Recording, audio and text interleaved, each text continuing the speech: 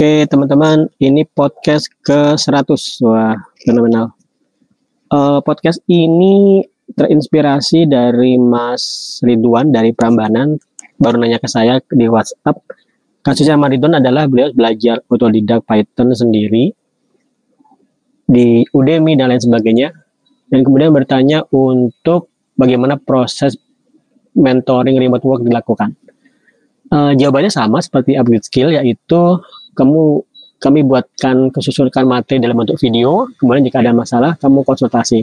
Perbedaannya adalah kalau di mastering remote work yang kamu lakukan itu adalah mengkonsultasikan job yang akan kamu apply dan mengkonsultasikan cover letter yang sudah kamu susun. Kamu harus nyusun cover letter dulu, nggak boleh mas seperti apa cover letter ya, nggak boleh. Kamu pelajarin dulu video cover letter kami, kemudian kamu susun, nanti saya kasih masukan. Nah, itu caranya. Nah, tapi yang ingin saya jawab di pertanyaan podcast ini adalah cara tercepat untuk menembus remote work bagi pemula dengan menggunakan bahasa pemrograman apa? Saya akan memberikan jawaban tidak berdasarkan teori atau berdasarkan research searching sendiri, tapi berdasarkan apa yang sudah saya lakukan, yaitu formulanya aja adalah kamu pemula, bahkan kalau kamu non-IT ya, kamu pemula, saya bahkan anggap kamu non-IT, bahkan kamu nggak ngerti cara menggunakan Windows misalnya, oke? Jadi kamu gunakan dulu cara menggunakan Windows, mendasar banget. Kemudian kamu juga yang harus kamu kuasai adalah pemrograman Python fundamental. Di Python fundamental itu kamu diajarin pemrograman basic. Kenapa basic bahasa mendasar? Kenapa saya menggunakan Python? Karena Python itu bahasanya unik. Pertama, Python itu bahasa pemrograman yang paling populer. Sekali kamu belajar Python, kamu bisa pindah-pindah banyak kasus pemrograman atau data science atau aplikasi backend di pemrograman web, API-nya yang dipakai di mobile, atau juga yang akan saya sampaikan adalah Python untuk data scraping.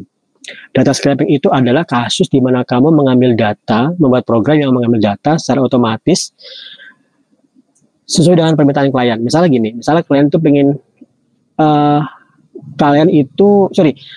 saya backtrack dulu. Kenapa data scraping, bukan data science ya, data scraping itu penting banget karena di zaman sekarang orang itu utamanya adalah uang, ya kan?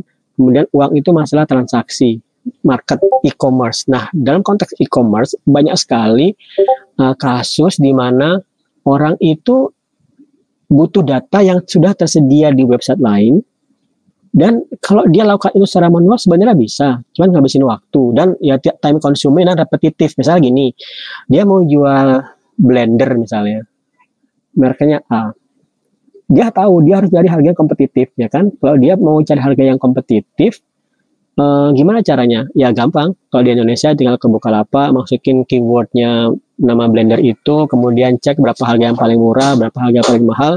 Lakukan itu lagi di Tokopedia, di Bukalapak, di Blibli, atau mungkin juga langsung ke Amazon atau eBay sekaligus. Bisa kan?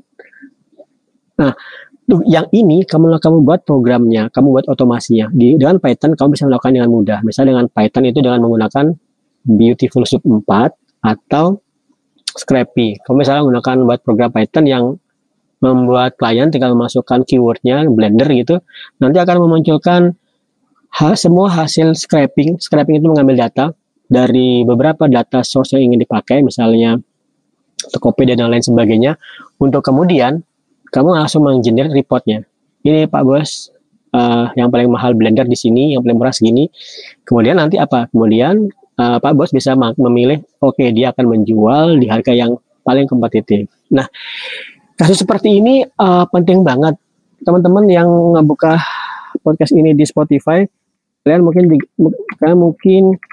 bisa ke YouTube. Kenapa saya nge-broadcast ini juga di YouTube dan di Facebook, ada videonya. Dan di sini kamu lihat untuk Python scraping ada 381 job. Job terakhir itu 1 jam yang lalu. Kalau kita scraping aja hampir 2000 job terakhir 2 menit yang lalu. Oke? Nah, 2 menit yang lalu. Jadi job ini banyak banget. Dan kenapa saya mengatakan jalur paling cepat adalah data scraping? Karena pertama, saat saya membangun course ini, seperti yang sudah pernah saya ulang-ulang, saya tes ini ke Mas Ahi. Ada nggak ya?